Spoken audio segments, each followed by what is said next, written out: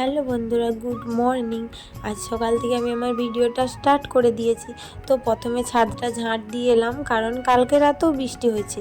এখন ওঠাওঠি 3-4 দিন পর পর বৃষ্টি হয়ে যাচ্ছে। আর এখানটা আমি প্রতিদিন গোবর দিয়ে কেন লাতা দিই, কারণ আমার বেটু এখানটাতে খেলে, তো বৃষ্টি পড়ে ওখানটাতে বালি কাদা উঠে গেছে, ওই জন্য গোবরের লাতা প্রতিদিন একবার করে দিয়ে দিই। আর তারপরে আমি চলে এলাম ঘরে, ঘরগুলো পুছে নিচ্ছি। তারপরে কিছু বাসি কাজ আছে, সেগুলো সেরে নেব, যেমন বাসনগুলো ধুবো আর জামা প্যান্টগুলো সার্ফতে ভিজাবো। তো তো বাসি কাজ সেরে বাবুকে তুলে ব্রাশ করিয়ে ওকে খাইয়ে তারপরে আমি গিয়েছিলাম স্নান করতে। তো সেগুলো তোমাদেরকে দেখানো হয়নি। আর এখন আমি স্নান করে চলে এসেছি। এখন আমি বেলা করেই স্নান করি, কিন্তু আজকে আমি সকাল স্নান করলাম, কারণ আজকে অক্ষয় তৃতীয়া, বৈশাখ মাসের 27 তারিখ। তো সকালবেলা স্নান টানা করলে কেমন হবে না, পুজো টুজো করতে হবে। আমার শাশুড়ি পুজো করে, তো তবুও আমি ঠাকুরকে ধূপ দিই। তো যে যার মতন করে তো সে তার ঠাকুরকে ডাকবে না। তো আমার ঘরে 2-1টা ঠাকুর আছে, রাধা কৃষ্ণ আর গোপু আছে আর মা লক্ষ্মী আছে। তো ওগুলোকে আমি ধূপ দিলাম, আর পাশের রুমে দিয়ে দিলাম, তুলসী মঞ্চে দিয়েছি, নিচে ঠাকুরকে দিয়েছি। আর এইখানে বর এনেছে এত সবজি, পুরো বাজারটাই তুলে নিয়ে চলে এসছে। তো আমার একটু বেশি করে সবজি আনে, পুরো এক সপ্তাহ হয়। আর এখানে খেটা শাক আছে, শুশনি শাক আছে, সব রকমই আছে। হ্যালো বন্ধুরা, বুলটি লাইফস্টাইলে তোমাদের সকলকে স্বাগতম। আশা করি তোমরা ভালো আছো, আমিও ভালো আছি, আমার পরিবারের সকলে ভালো আছে। তো আমি আজ সকাল থেকে আমার ব্লগটা স্টার্ট করে দিয়েছি। সকালে বাসি কাজ তো তোমরা দেখতেই পেলে, স্নান হয়ে গেছে, পুজো করা হয়ে গেছে। তো এবারে ছাদে যাবো, জামা কাপড়গুলো মিলে দিয়ে আসবো। আর আজকে আকাশের অবস্থা সেরকম একটা ভালো নয়, তো তবুও জামা প্যান্টগুলো মিলি, তারপরে কি রান্না হয় সেটা তোমাদের সাথে শেয়ার করব। আর এদিকে আমার বাবু উঠে গেছে, তাকে ব্রাশ করিয়ে নিচে দিয়ে এলাম, কাকিমাদের ঘরে আছে। আর এখনও বিছানা আমার গোছানো হয়নি, তো আগে জামা প্যান্টগুলো মিলে দিয়ে আসি, তারপরে বিছানাটা গোছাবো। এই যে বিছানার অবস্থা দেখো খুবই খারাপ, আগে জামা প্যান্টগুলো মিলে দিয়ে আসি, তারপরে তার কথা। সকাল থেকে একটুও বসার টাইম পাইনি, এখন বাজে 9:30। তো এই জামা প্যান্টগুলো মিলে দিয়ে একটু রেস্ট নেব, তারপরে যা কাজ আছে করা যাবে। বেটুকে তো খাইয়ে দিয়েছি, আর সেরকম চাপের কাজ নেই। আর এক বালতি কেচেছি, নিয়ে যেতেই অসুবিধা হচ্ছে, এত অসুবিধা হচ্ছে ভারী বালতিটা তুলে নিয়ে যেতে। আর এক হাতে ফোনটা আছে, আর এইদিকে দেখো আলুগুলো। তো যখন আলু চাষ হয়েছিল, কিছু আলু ঘরে রেখে দেওয়া হয়েছিল খাওয়ার জন্য, বাকি স্টোরে রাখা হয়েছে। তো সেই আলুরই যা রোদ গরম ছিল কিছুদিন, মানে এক সপ্তাহে হয়তো একটা ঝড়ায় 1 জোড়া করে আলু ফেলতে হচ্ছিল। আবার আলু পচেছে, তো গন্ধ ছাড়ছে, সেই আলুগুলো বেছে ফেলতে হবে। আর কালকে আমার একটা খুব খারাপ, মানে খুবই মনটা খারাপ কাল থেকে।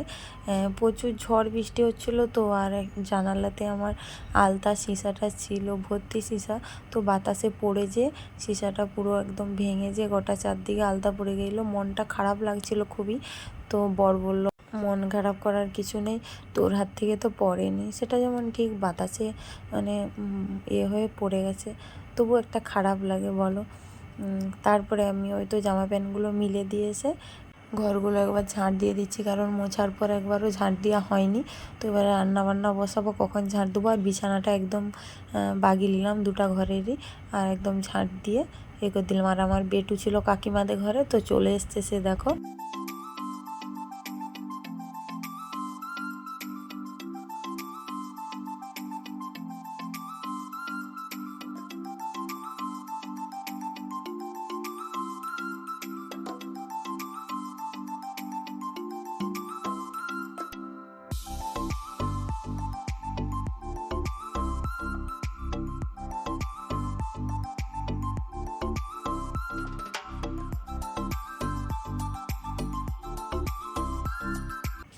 ঝাড় দেওয়ার পর আমি খেয়েছিলাম, আর ছাদে জামা প্যান্টগুলো একবার উল্টাতে গিয়েছিলাম। রোদের তো এরকম অবস্থা, তো উল্টি পাল্টিয়ে শুকনো করতে হবে। তারপর অনেকক্ষণ পর বাবুর স্কুল থেকে খাবার এনেছিল ওর দাদু, তো সেটা ওকে মাখিয়ে দিয়েছিলাম, খাচ্ছিল। আর ওই সাইডে আমি সবজিগুলো কাটছিলাম।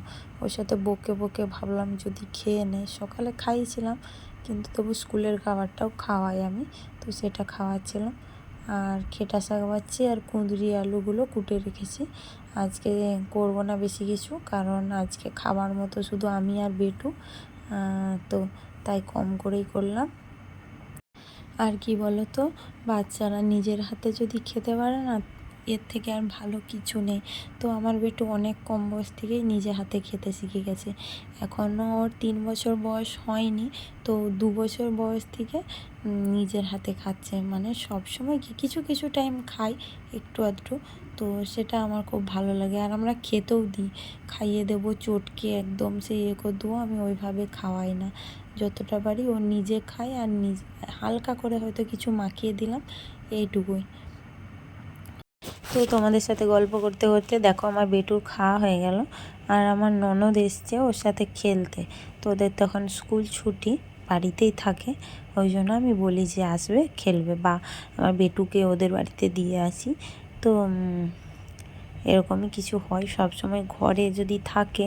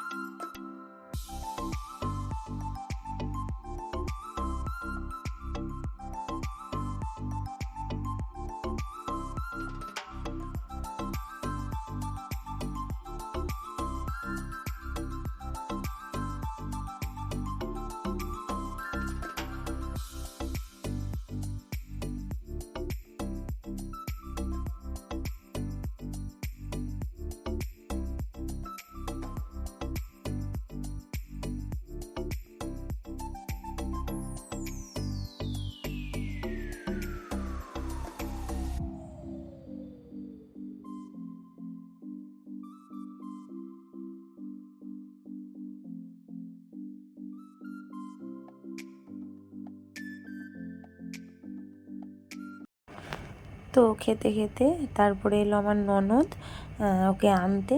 তো সবসময় ঘরে থাকে, কাকিমা আরে বলে যে নিজকে পাঠাবে, একটু খেলবে আর করবে, তাহলে হয়তো তাড়াতাড়ি কথা বলবে, একটু বেশি কথা বলবে। তো ঘরে থাকা সবসময় ভালো না, ওই জন্যে এসেছিলো ননদরা ওকে নিয়ে যাবে বলে। তো আমি বললাম আমি খাইয়ে দিই তারপর নিয়ে যাবে। তো ওকে নিয়ে গেলে তাহলে আমার রান্নাবান্নাটা তাড়াতাড়ি করে হয়ে যাবে। তো তারপর আমি রান্না বসিয়ে দিয়েছিলাম, বেটুকে নিয়ে চলে গেলো। আর রান্না হতে হতে দেখলাম এইখানে দুধ রেখেছিলাম আগের দিন, দই বসে গেছে, দই হয়ে গেছে, বসাইনি মানে রোদ গরমে আপসেই দই হয়ে গেছে। তো হাঁড়িটাতে থাকলে একটা কেমন হবে, আর টক দই আমার ভালো লাগে না খেতে। তো ওই জন্য বর বললো যে দইয়ের খাপে রেখে দাও, তাহলে বসে গেলে তুমি তো মুখে মাখো বা মাথায় মাখো, ওই জন্য আমি ভাবলাম বসিয়ে দিই। পুরো 1 ডিবা দই দিয়ে তারপরে ফ্রিজে রেখে দেবো, থাক এবারে একটু একটু করে নিয়ে মাখবো। হেনা করলে বা মুখে কিছু মাখলে তখন ওইটা কাজে লাগবে আমার, নষ্ট আর হলো না। তো এদিকে দেখো আমার ভাতটা হচ্ছে, ডাল হয়ে গেছে, আলু কুঁদরি ভাজা হয়েছে, খেটা শাকের ভাজা হয়েছে, আর মাছের ঝুরা ভাজা হয়েছে, পটল ভাজা, আর বাবুর মাছের পেটি ভাজা, এগুলোই করেছি, আর কিছু করিনি। আর ভাতটা আমি সবার শেষেই বসাই প্রতিদিন। তারপর গিয়েছিলাম ছাদে।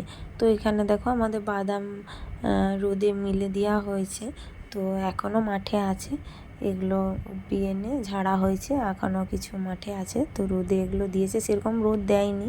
তো যে জামা প্যান্টগুলো ছিল সেগুলো তুলে নিয়ে এলাম। তারপরে দেখলাম ট্যাপে জল দিয়ে দিয়েছে, তো ভাবলাম স্নানটাই করে দিই। আর তখন বাজে 12টা।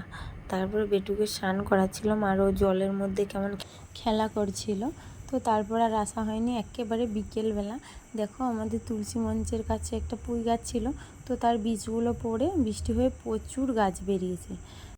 আর আজকে যেহেতু অক্ষয় তৃতীয়া, তো অধিকাংশ দোকানে নতুন খাতা করা হচ্ছে। তো আমাদের দুটো ছিল, দুটো মিষ্টির প্যাকেট এনেছে, আর একটাতে ফ্রুটিও দিয়েছে।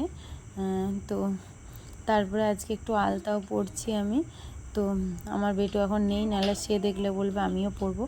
আর একটা পায়ে পরে নেওয়ার পর তারপরে মনে পড়েছে যে আমার ভিডিও করা হয়নি, তো তারপরে আরেকটা পা তোমাদের সাথে শেয়ার করলাম কিভাবে আলতা পরি। তো